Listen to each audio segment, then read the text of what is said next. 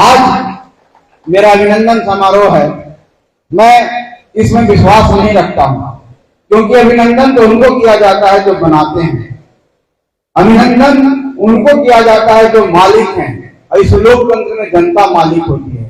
और पार्टी, अगर पार्टी व्यवस्था की बात करें तो कार्यकर्ता जो हमारे प्रबुद्ध कार्यकर्ता हैं, जो जोशीले युवा कार्यकर्ता, ये मालिक होते हैं, हम नहीं हैं। अभिनंदन आपका करना चाहिए। इसलिए मैं इस मंच से आप सबका अभिनंदन करता हूं कि आप जैसे लोग हमें इस पार्टी में मिले हैं। और हमें आशा है कि आपके साथ चलकर बहुत ही मजा आएगा।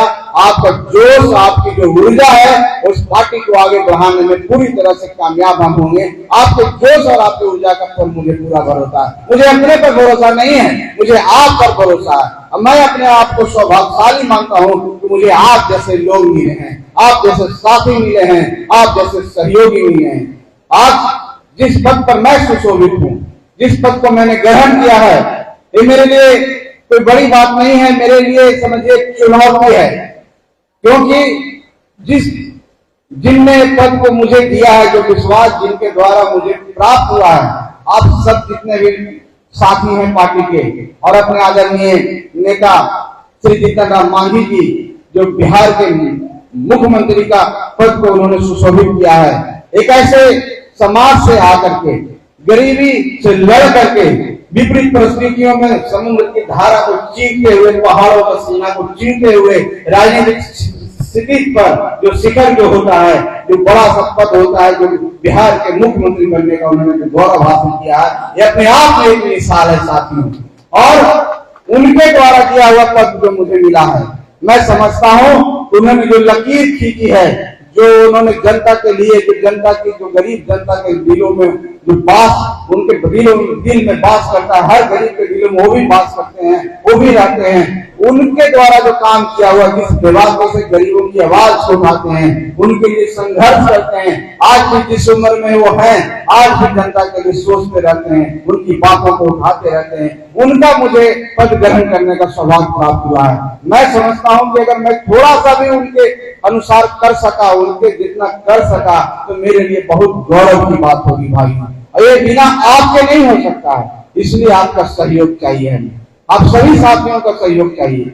सब साथी जो पूर्व के वक्ता थे, बहुत सारी बात बोले हैं, वो किसी को मुख्यमंत्री बनाने की बात कर रहे हैं। मैं इतना ही कहता हूं कि कोई भी व्यक्ति हो, राजनीति में आता, सबकी एक महत्वाकांक्षा होती है, सबको आगे बढ़ना होता है, हमको पार्टी को मजबूत करना है। एक व्यक्ति को अगर आप मजबूत करेंगे, एक व्यक्ति अगर मजबूत होगा तो उसका भला हो सकता है, लेकिन पार्टी का भला नहीं हो सकता। हमको पार्टी को मजबूत करना होगा। यहाँ पर जितने लोग हैं सब मुख्यमंत्री बनने लायक हैं। मैं समझता हूँ सारे लोग यहाँ पर जितने हैं मुख्यमंत्री बनने की क्षमता रखते हैं, सिर्फ उनको ऐसा मौका मिलना चाहिए। मौका कब मिलेगा? जब इस लोकतांत्रिक व्यवस्था में हम अपनी पार्टी को मजबूत करें, पार्टी की जड़ को इतने अंदर तक ले जाएं कि कोई हमको हिला नहीं सके, कोई आंधी तूफान आवे कोई हिला नहीं सके, हमको गिरा नहीं सके, चाहे भूकंप आ जाए, कुछ हो जाए, हम हमेशा खड़ा रहेगा, गरीबों के लिए खड़ा रहेगा। ये सोच के हमको आगे बढ़ना है।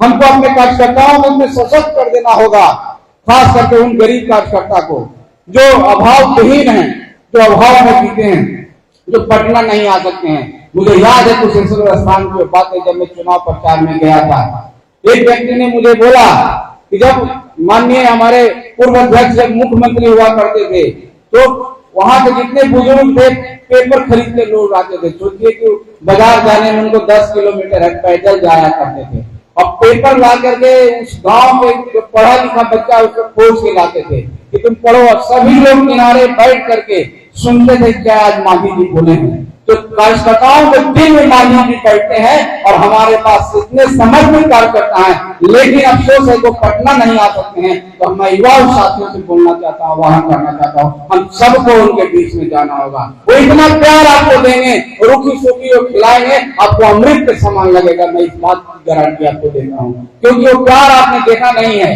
हम यहाँ पटना के चकाचौंध में रह करके देखते हैं, हमको पता नहीं चलता है। कुछ लोगों को आदत होती है कि सभी सत्ता के गलियारों में सिर्फ घूमते रहना है। कार्यकर्ता बनने का कोई शौक नहीं होता, सिर्फ नेता बनने का शौक होता है। कोई डायरेक्ट नेता नहीं बनता है। आज जो भी नेता बने हैं उनकी संघर्ष को आप याद कीजिए, चाहे कोई भी बिहार की बात ले लीजिए, आप माननीय नीतीश कुमार जी की बात ले लीजिए, आदरणीय जीतन राम मांझी जी की बात ले लीजिए, लालू प्रसाद जी की बात ले लीजिए, किन्हीं की भी बात ले लीजिए, कोई बड़ा व्यक्ति नहीं था, कोई धनाढ़ व्यक्ति नहीं था, कोई टाटा बिरला नहीं था। एक गरीब का बेटा मेहनत करके संघर्ष करके यहाँ पहुंचा है। इसलिए हम लोग एक सपना देख सकते हैं कि हमारी भी पार्टी एक दिन यहाँ का विकल्प और यहाँ की सत्ता पर काबिल होगी, यहाँ की सरकार बनाएगी। बस उसके लिए मेहनत करना है और मेहनत समर्पण भाव से करना है भाई। कोई बात नहीं सोचना है कि हम मेहनत कर रहे हैं तो इसको मौका मिल जाएगा, ये नहीं सोचना है, क्योंकि हमको मौका मिलेगा, हम पार्टी को मौका मिलेगा, किसी व्यक्ति को मौका नहीं मिलेगा।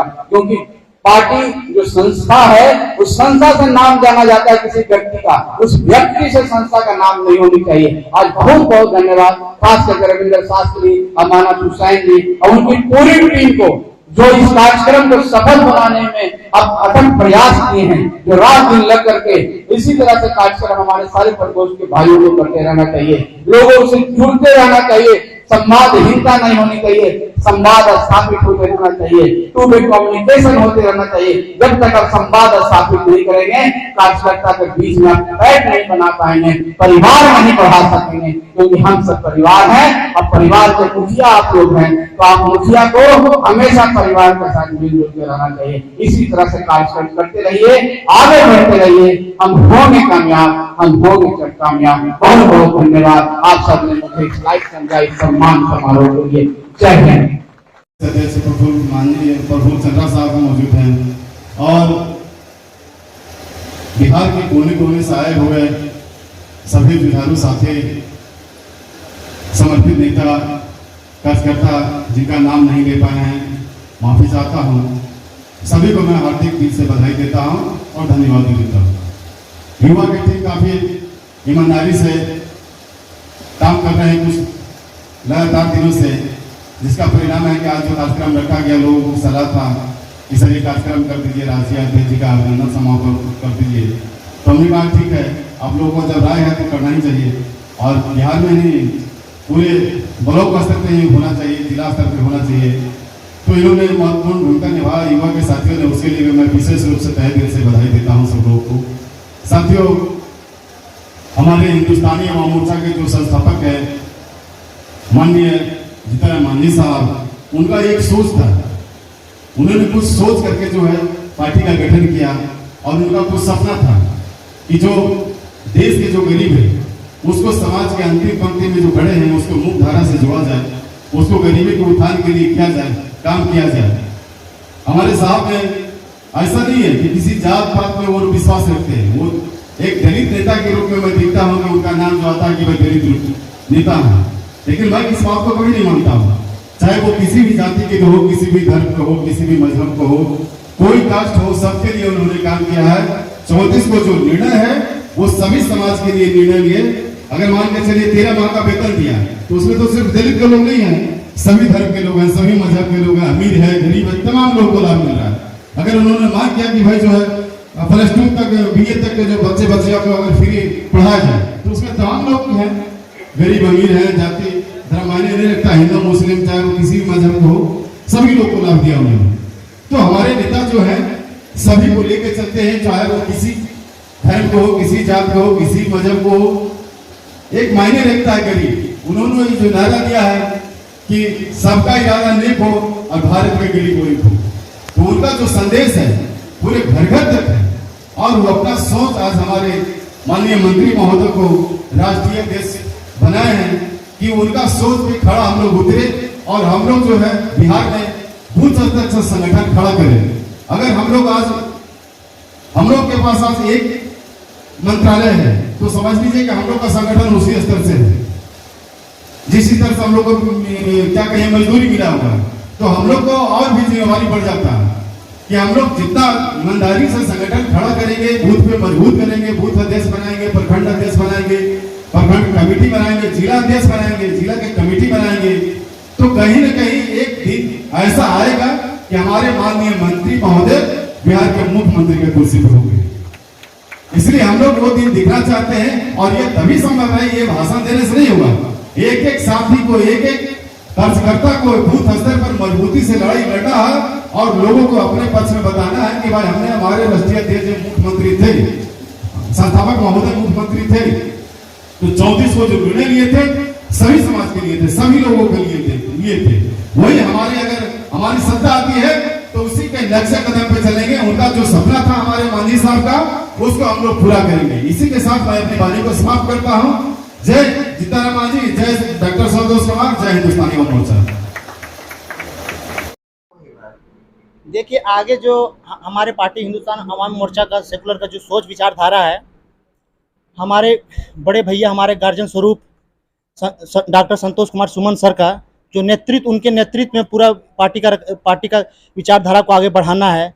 और हमारे युवा प्रदेश अध्यक्ष हैं शास्त्री सर, उनके नेतृत्व में हम लोग युवा संगठन जुड़े हुए हैं और उनके सोच विचारधारा को आगे बढ़ाना है। ये विचारधारा हम लोग बहुत जल्द धरातल पर लाने वाले हैं। बहुत जल्द हम लोग पार्टी पर एक विचार करने वाले हैं।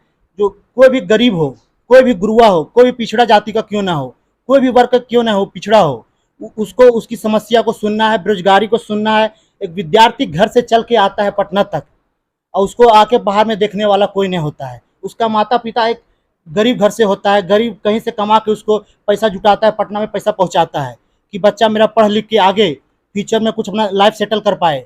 लेकिन इतना बेरोजगारी हमारे हिंदुस्तान में, हमारे बिहार में, हमारे प्रदेश में है कि उसको अभी तक नहीं हो पा रहा है। बेरोजगार जो है बेरोजगार ही रह रहा है, उसको आगे नहीं बढ़ पा रहा है। उस चीज़ को हिंदुस्तान अवाम मोर्चा देखते हुए सेकुलर पार्टी हमारा विचारधारा पूरे प्रदेश में पहुंचाना है।